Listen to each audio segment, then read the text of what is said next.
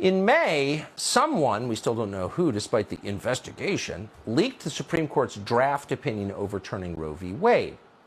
So there was varied response to this, but here's one of the responses. A day after that happened, a college student and pro-lifer called Maison Deschamps, apparently real name, decided to protest abortion in a pretty unusual, pretty remarkable way. He climbed the outside of the tallest building in San Francisco, the Salesforce Tower. It's 61 stories high. He climbed without using a rope. Here's footage.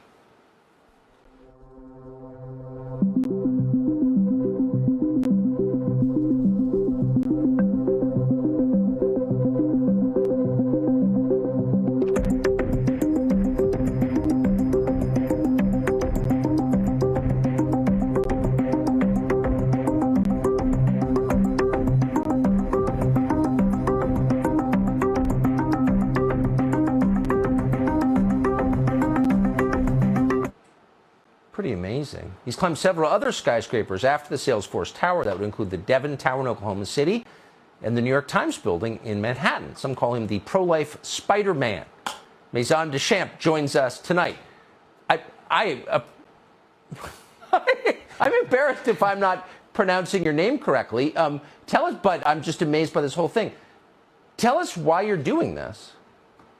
Yeah, we are in a cultural battle right now. And so I started this project because I wanted to inspire young people to speak out against abortion, regardless of the backlash and the criticism that comes with being pro-life. And I also wanted to raise money for Let Them Live to help these moms who are in a crisis pregnancy. I mean, you're seeing states like California pay for abortions, and there's never been a better time than now for us as pro-lifers to put our money where our mouths are and support letthemlive.org and these women who are in crisis. Well, of course. And it's hard to see why it's controversial to help pregnant women who want to have their babies. That's obviously a good thing. What's it like, I have to ask, being 61 stories above San Francisco with no rope? It differs person to person. For me, it's not that bad, but I wouldn't recommend anyone else go try it. How did you wind up climbing office building? I mean, it just looks like guaranteed death from my perspective. Well, I was inspired by a guy named Alain Robert, and I had no money, no influence. I'm in college, and I thought to myself, what can I do to help this pro-life movement? And, all I had was the gifts God gave me. Incredible. How do you learn to free climb a building? Do you just do it? Oh, well, Tucker, if you want to come with me on the next one, I could show you how. I'm 53, man. No, but I'm very impressed. But how do you train for this? And how hard is it? I train on rock outside, out here in Las Vegas at Red Rock Canyon and Yosemite National Park, and it transfers over pretty easily, surprisingly. That's incredible. And I have to ask, because it's irresistible, which is scarier, climbing a 61-story building with no ropes or admitting that you're pro-life in a group full of NPR listeners? I think it's scarier to go on Tucker Carlson than it is to climb a skyscraper personally. Least hostile environment you'll ever find. And last question, is this illegal? I mean, what happens when you get to the top? Yeah, surprisingly in Detroit, there's a law that says you can't leash your pet alligator to a fire hydrant, but there's no law that says you can't climb the Renaissance Center. And so usually I'm arrested, but it's just to make an example out of me so there's no copycats, and it's not that bad. I don't know anyone who would be brave enough to copy it. Incredible. And I'm saying, pardon my My bad English. Tell us how to pronounce your name so I can not forget it. It is Maison Deschamps. Maison Deschamps. Great to see you tonight. Mason, Yeah. thanks very much. Thanks for having me on. Welcome back to the program. Well, we are doing an interview here on the fly in the Josh Bernstein Show studios. And I am here with Maison, is it Deschamps? Yeah. Is that how you pronounce it? Okay. Maison Deschamps, also known as Pro-Life Spider-Man. This is a pretty incredible young kid. And he recently got arrested for doing what he does best, which is climbing heights, climbing buildings, things like that. And he does it for an amazing cause, which we're all going to talk about here in just a minute or so. But again, welcome to the Josh Bernstein Show. This is actually the second time we're doing this. We actually did this at AmeriFest, but, well, let's just say possibly there might have been an issue with the sound, but I don't know if I really buy that, but that's a story for another day. So anyway, we had a chance to sit down and talk for, I don't know, it had to have been at least an hour the first time. Oh, yeah. And we were just having, just a grand old time. And you were telling me stories that were just blowing my mind. Like, I just couldn't even believe it. And so how did you get into not only doing this climbing, but more importantly, why do it without like a net and safety features? Like, I mean, the fact that you're doing what you're doing in and of itself is so impressive and so dangerous and incredible. Why not do it, with like apparatus? Why don't you do it with the apparatus and instead, not do it that way? Yeah, so I started climbing rock maybe around high school. And I grew up in Michigan, and I was a hunter and a fisher. And then when I moved to California, my dad got a new job out there. It's a lot harder to hunt out there. You need to have someone to show you how to do it. And so I just found a new sport that was outside. And I guess that sort of developed into this activism stuff because I wanted to stand up for these babies' lives that were being killed, and I had waited until around when the Justice for the Five thing happened. I saw the photos of these babies who were brutally murdered in D.C., and I just felt convicted, like I had to do something. And as far as where the climbing the buildings comes out of, I stole the idea. It's a great idea, but it's not mine. I stole it from this guy named Alain Robert. And he was climbing buildings all over the world. I mean, I think he's climbed over 150 of them. Mm-hmm. And he hasn't been back in America since, I think 2008 was the last time he was here climbing buildings. He even climbed the Sears Tower in 1999 in Chicago, which was... Well, that's like the biggest building, right? Insane. I mean, that's one of the greatest human feats of all time, in my opinion. But he set this standard for how to do that. And that was ropeless, free solo on-site climbing. And so when you see me, I haven't really trained on that building before. I walk up to it, I kind of feel it out, make sure I can do it, and then I start up it. So on-site means you just haven't practiced that building before. You get one shot, basically. Wow. And of course, the way buildings are, they're uniform for the most part, from bottom to top. So if you start in the bottom and you get 20 feet up and you're like, I don't think I can do this, you can always come down for the most part. Mm-hmm. So I know within 20 feet if I'm capable of doing it. So I guess that's why I don't use a rope. And then also, if I were to use a rope and it's a one-man team, it's a lot harder. I have to climb up, climb down, and then climb back up my fixed rope. It's a whole process. It would take hours. It seems it would certainly be safer, though. I mean... Be a little safer. So you started in high school. I mean, I don't know. Did you were you impossible to keep in your crib as a child or something? I mean, were you climbing the walls in your house? Like, it's amazing. How did you get this love for climbing things? I just fell in love with rock climbing once I started doing it. There's a lifestyle that comes with it as well. It's the adventure, like going places, sleeping in your car, and camping, and just living out in the middle of nowhere to climb these big mountains. And I guess the stories you get to tell with it as well is one of the reasons why I like it. It's a lot like hunting in the way that like you hear tall tales, mm-hmm. and I like that aspect about climbing, like being able to tell a tall tale, if you will. Yeah, well, a real one, though, because you're actually climbing these things. So what is the tallest building that you've ever climbed? The tallest building I've ever climbed is the Salesforce Tower. That was 1,070 feet in San Francisco. Goodness. The tallest mountain I've ever climbed was El Capitan, which that's 3,000 feet. I've done that maybe upwards of 12 times. I don't know. I don't actually count it anymore. Wow, that is amazing. So we're in Arizona right now. We're in the jbushow.com studios. I went and picked him up and brought him here. But you were just arrested. Was it yesterday or the day? 2 days ago, right? I don't remember. It was like 2 days ago. He's not from Arizona, but he's not allowed to leave the state of Arizona until Tuesday. So, I called him up and I said, okay, you just got arrested by climbing, what was it, the Chase building? Yeah, the Chase Tower. And how tall is that building? That one's 483 feet, I think. Oh my goodness. And you did it basically by putting your hands on each side and just kind of like scrunching yourself up? Yeah, it's called stemming. You just create this sort of body tension by pushing your body to the side, and you just scooch up all the way up. And it's actually not my favorite style of climbing. I'm really good at it. I'm also really good at climbing chossy rock, like when rock breaks off the wall. But I don't like it. And so it was one of those things that I had to kind of like swallow my pride a little bit and just say, okay, we got to do this for the babies. But I was very happy when I got to the top, and I was like, I can be done. And let's talk about that. Let's talk about the babies, as he just mentioned.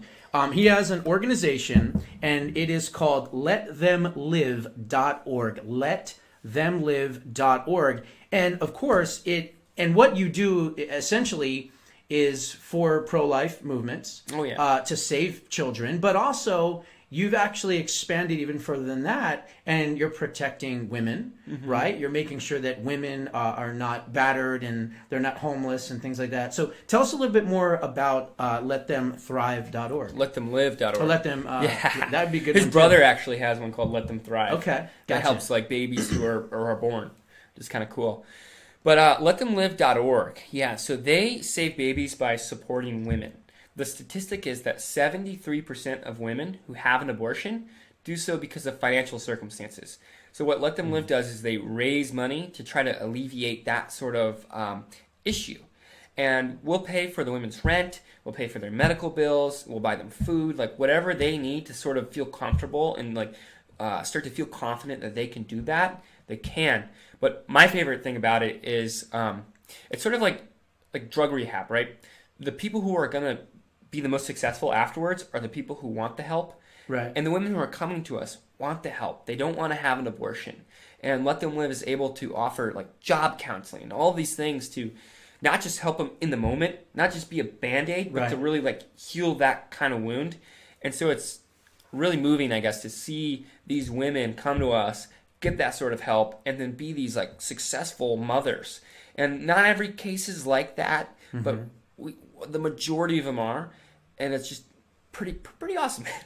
No, it definitely sounds like amazing work. Now, the climbing aspect of it, obviously, that goes with, is it to raise awareness more than anything else for pro-life issues and for the organization? I mean, couldn't there just be an advertising budget that says, hey, here's who we are, and, that way you can live to tell, another day to do it? Or is it just the fact that because they're taking risks, because of their life circumstances, that you are then putting yourself out there and saying, you know what, I'm going to put myself on the line for the cause and for these women? Is that kind of why you do it as well? Well, like this radio show I was on this morning, like they asked me, like, how the heck are you going to raise money by climbing buildings? And I said to them, by coming on shows like yours, go to letthemlive.org to donate. Yeah. And as far as the climbing goes, that's part of it. It's how you get people to listen, is you do this extreme thing. With activism, they say, my friend Teresa has this quote, and it says, conflict is hot, right? And so if you want to get yourself in the news, you have to do something to, I guess, make yourself worthy. Now, that's a bad word for it, but to get their attention, right? And well, you've certainly been newsworthy. I mean, you're all over the place. Your phones are going off the hook. You were just on Tucker Carlson. You've done, Newsmax, One America News, Fox News. So you're definitely getting yourself out there. So that's a good thing as well. And then, of course, you want to use those opportunities to fundraise for the organization. And as you told me off the air, you haven't actually taken a salary from your own organization, right, for a few months? So back in October, we had so many women reach out to us, and the company policy is that we never turn any moms away. And so for a while there, I did give up my pay I received Wow. a very, very small salary for the last like month or so. I'm really stoked to get paid again. I'm not gonna lie, like that was hard. Now, but a lot of that has to go to, I would assume, finding the right buildings. Yeah, yeah, you I know, mean- equipment. Well, there's not really equipment. I mean, do you even use gloves? No, I don't even use gloves. I use Could climbing you imagine shoes and that? shock, but Holy. I haven't bought a pair of climbing shoes since October. I haven't been home in Las Vegas since maybe 3 days in the last like 2 months. Wow. And so yeah, So you just use like sneakers and just whatever you're wearing? special climbing shoes. Oh, Yeah, okay, they make special okay. shoes for it. But it's gonna be nice to finally have some money and like buy my all my gear back. This kid is amazing. He truly is amazing. He's known as the pro-life Spider-Man. I would definitely, take that and put that all over social media, whatever you can do, raise more money and more awareness. Now, I got to ask you this. I mean, I know I'm afraid of heights, okay? There's no way I would do anything close to what you do. So your bravery is off the charts here, okay? And I have to say, is there ever like a fear in your mind while you're doing it? Like, oh my God, what am I doing? Do you get creeped out or afraid if you look down? I mean, can you look down? Like, Yeah, like that's, I guess, part of the climbing aspect of it too, because as far as the pro-life movement goes, I see this weak, cowardly movement. You look at Operation Rescue in the 90s. That was a movement where people would go and block the doors of the abortion clinics. The police would come. They would beat the crap out of these people, and they would still sit there because they were convicted with this faith. And they know that regardless of whatever happens here, they have a life after this. Sort of, I guess, if you want to get into the gospel, right? sure.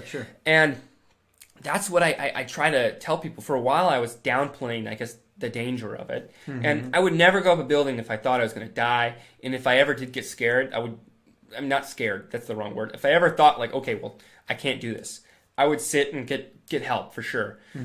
But people need to, I guess, sort of wake up and realize that, like Trump said, if we want to win this country back, we have to fight like hell. Sure. We can't be scared of the persecution. We can't be scared to get arrested, obviously, for peaceful acts.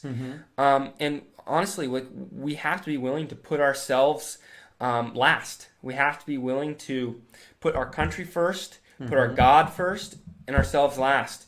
And if we're too scared to lose our comfortability, if we're too scared, like, oh, I'm going to lose my house or I'm going to lose my car if I don't say this and I say this Yeah, but those instead. things you can replace. You can't replace your life. Well, again, like you get into the gospel. If we're promised this eternal life, then whether we spend it sitting in a jail cell, whether it ends short, that isn't what we should be concerned about. We should be concerned about with The time on earth, making the most of it, and being as impactful as possible. Yeah, being impactful as possible. And again, a lot of things go into that, I guess, too. Like, I had this thought the other day, like, a lot of people who are really nice are being nice because they want to be remembered. But to truly believe in your God, it's not, you don't do things because you want to be remembered. You have to do them because you want them to remember God. And all the Sure. glory needs to go to Him. Sure. So that's, I guess, I don't know, thoughts I've been having lately as Yeah, I no, look, debate life and death. I mean, it's how many buildings have you climbed? 7. 7 Yeah. major buildings, and you've been arrested every time, or Every no? time but one. Every time but one. The New York Times building, I climbed like 4 in the morning, and I How big is that building? 800 almost. Oh my And so like goodness. I hadn't slept for like 48 hours, and I was just on this high of like going on the news and traveling and going on the news, and so I just could not sleep. And I knew I was going to climb a building like later that day, and I finally decided like I'm only going to get more tired from here if I don't just go and do it. So I went and did it, and it was a really easy building, so I knew it wasn't going to be an issue of like I'm too tired to climb That's it. an easy building, 800 feet. Well, you can like people who don't climb have a hard time separating like height from technicality. Like something can be tall and be really easy if it's like a ladder, Okay. right? It's not that hard if you can take out that aspect of heights. Yeah. It was a cakewalk. But I got to the top, and there was nobody there, Okay. and so I was thinking like I've never had this happen before. What do I do now? I guess I just let myself out the front door then. And so I walked down goodness. 52 flights of stairs and just walked home to my hotel. I hung all these banners on the side of their building and got away with it. Oh my goodness, that is amazing. So this one in Phoenix, you climbed up. They knew that you were climbing eventually. Someone said, hey, there's somebody climbing up the building, right? And so when you got up to the top, that's when there was a bunch of officers there. They put you in handcuffs. They had the SWAT team there. They had the entire fire department. It was wild. And normally they're really nice. Yeah. And they're like very impressed. And they're like, whoa, dude, that was rad. Like, I have to arrest you, but like, good job. I want your autograph, right? Yeah, these guys were kind of mean, not gonna lie. Like they were? The SWAT guys, yeah. And then they handed me off to like some good officers, but I just thought it was funny, you know. I'm like, you guys are. And so you just spent one night in a jail cell? Normally, I only spend like a couple hours, and they let me out. This time, yeah, they held me in for a long time. Like I got there, and they said, "This is gonna be quick. Don't worry." And the officers, like I said, who took me to jail were really nice and really cool. But, you know, the Phoenix justice system was very, very strict and kind of pushed me around. There's a lot of bureaucracy going on. There's 1,000 papers. And so I actually got there and they said, get your numbers from your phone for whoever you want to call. So I wrote down the number of the person who's going to bail me out, and I think they threw that out. I don't know. But I went to jail and I had no other numbers. And they were like, actually, yeah, you don't have court until 10 a.m. tomorrow, and you don't get your bail until 10 a.m. tomorrow. And so I sat there all night without bail, and I ended up... Were you by yourself, or were you with There other was a people? bunch of people, yeah, a bunch of people there. Did they know what you were doing and who you were or anything? Eventually they did, and it's like, it's kind of street cred you get. You know, it's kind of nice. No one messes with you. They all think it's cool, and so they leave you alone. But... yeah, I ended up, I was like, I need to get out of here. I need to find the phone number. And so the only number I have memorized, because no one memorizes numbers nowadays. Right, no, I know. The only number I had memorized was the number of my mom. Okay. And so I called her at like maybe 11 o'clock at night, and I was like, hey, Mom, I'm in jail.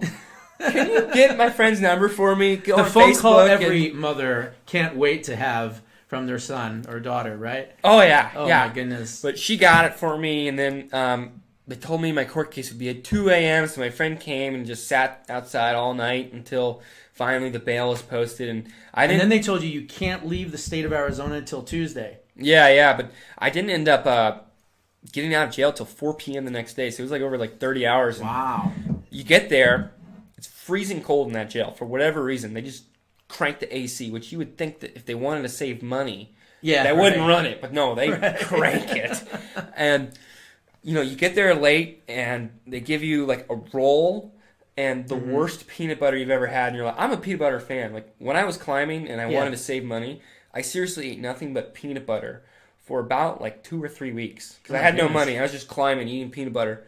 I can handle some peanut butter, but this peanut butter... You don't want to put peanut butter on your hands, though, when you're climbing. That'd be a bad deal. This was the worst peanut butter I've ever had in my life. Oh, the roll was harder than a rock, but it was all you had, so you had to eat it. Yeah, and so you do.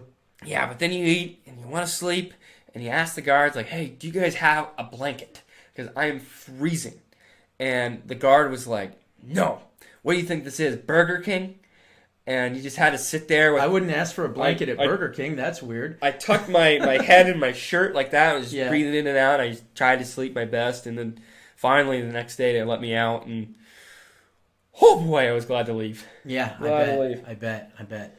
Wow, I don't know, man. It's your bravery and your dedication. You know, I mean, we're all dedicated to helping, you know, save this country. We do it in different ways. I sit in a chair. You climb buildings, you know. I would never do what you do, but I definitely admire what you do because it is dangerous. And again, you know, anything could happen. I mean, you have friends that are no longer here because they have fallen, right?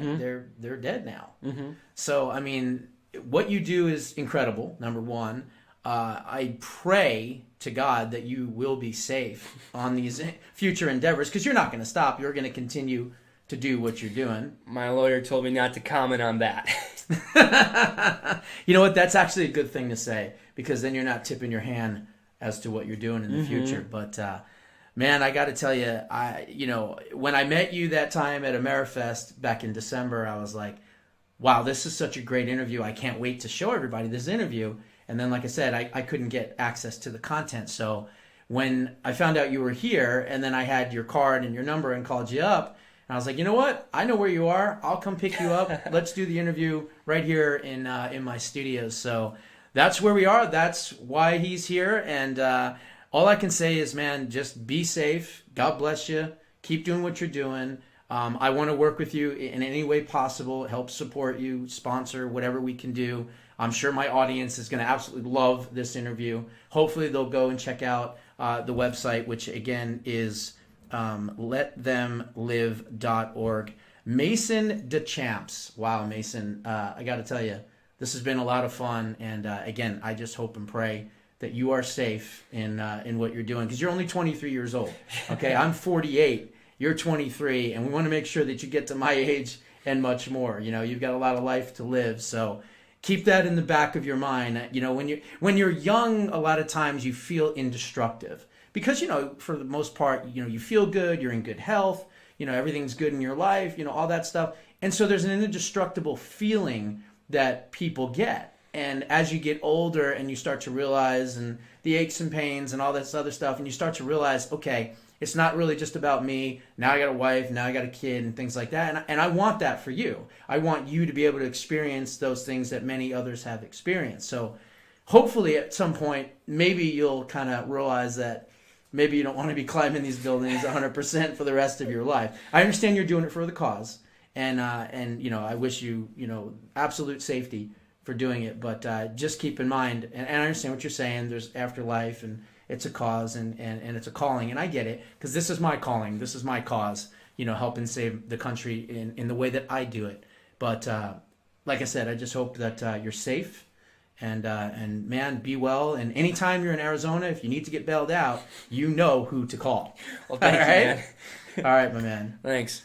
All right, folks. So that was that. Can't wait to see the comments on this one. This one's going to be a good one, and we'll put this up on the homepage, you know, for everybody to check out and see.